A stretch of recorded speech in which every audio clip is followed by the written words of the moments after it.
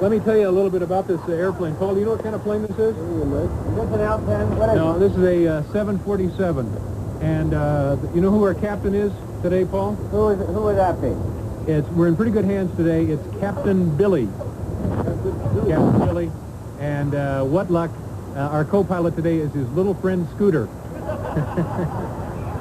We'll give you the entire name of the crew a little bit later. Paul, you know what kind of engines we have on this plane? What kind of engines, Dave, do we have?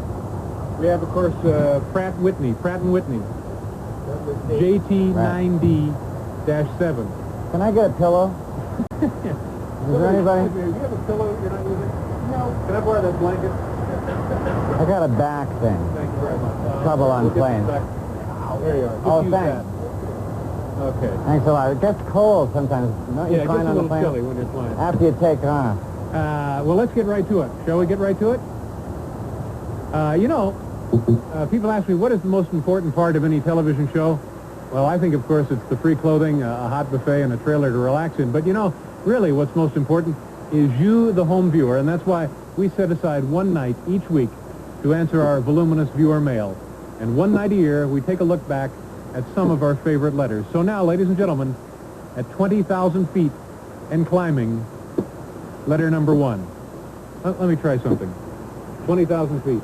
Want to try this?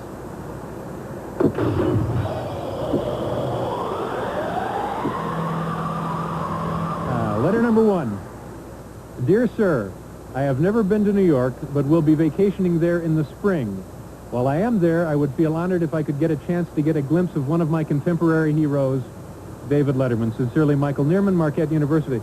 Michael, that certainly is a very flattering letter, and by gosh, you can get the chance, and for only $2 a shot, there's no better bargain in town for my money. In fact, I think we have some NBC promotional tour footage.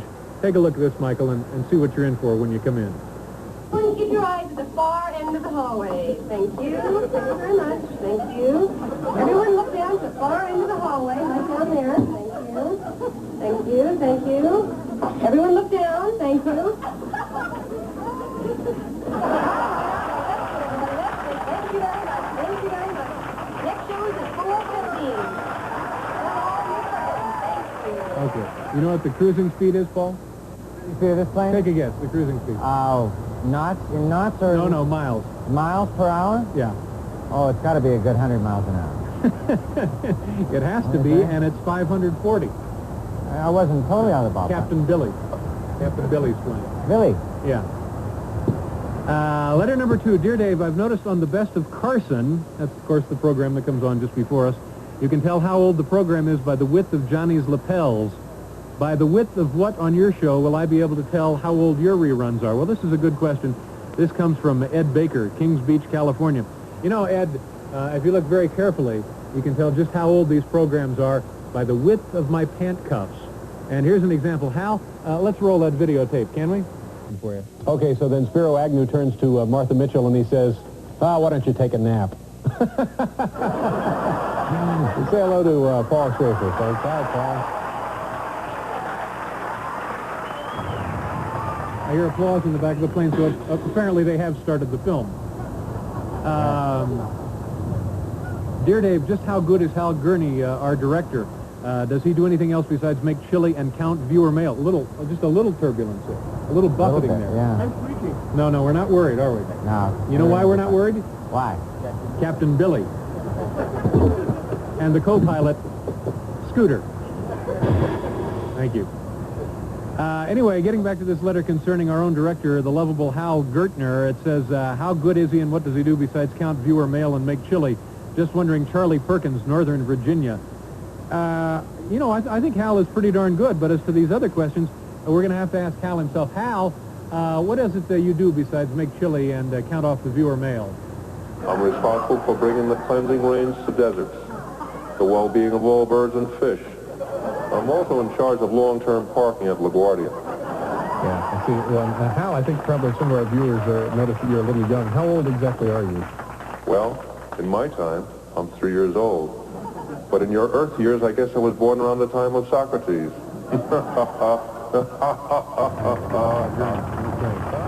Paul, maybe you could come up with a little song for Captain Billy before we land. we will, I guarantee that we'll have a song, a special Captain Billy song by the end of the show. What do you say? From the desk of Scott T. Horn. Oh, this guy means business. Dear Dave, what happens to all the viewer mail? Is it all neatly filed away, preserved for future generations? I'm sure some of the letters are literary masterpieces. Ponderingly, Scott T. Horn. Scott, a viewer mail letter isn't really put into work until after it has been used on this program. And I think this clip from a film produced by Late Night in cooperation with the Weyerhaeuser Industries and the Mobile Corporation entitled Beyond Viewer Mail will help explain just exactly what I mean. Our viewers' letters are an invaluable resource. Once aired, they're separated according to chemical makeup and pulped. This raw material is then used in many ways. Some of it is used to make press board, needed to build American homes, or to produce insulation needed to keep those homes warm in winter and cool in summer. Other uses include landfill, the production of synthetic fuels, and the manufacture of powerful adhesives that are being used right now to ensure that Lady Liberty continues to hold her torch of freedom high in the coming years. Because of cheap or inferior pulp construction, some letters are of no use to us for any of these applications and are simply destroyed. But those viewers who write in and succeed can take pride in knowing that their contributions are working hard every day to make America strong. Captain Billy. Okay, this brings us to our last letter. Right. It's been a good 4 years, hasn't it, Paul? It's been a lovely 4 years, and I'm thrilled to be starting on yet another 4.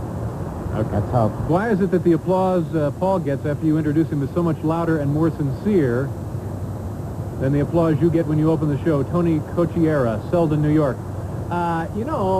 This is kind of an interesting thing, but since Paul is usually behind me when we begin the program, I'm really not sure what it is he is doing, and I didn't know anything about it until I looked at this recent videotape of our fine program.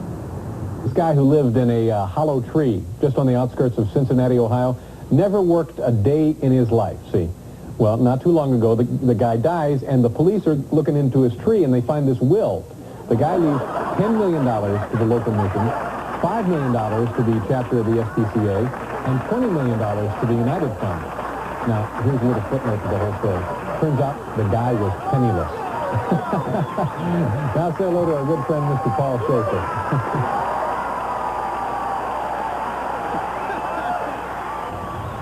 Okay, folks, that's how it works. This is our 4th anniversary show. We'll be right back. Yes, we have Stupid Pet Tricks live right here in the airplane. Paul, do we have it yet? Well, we will have it. We're working on it. We're working on Captain Billy. We'll have it by the end of the show. All right. We'll be right back. 2, 3, 4.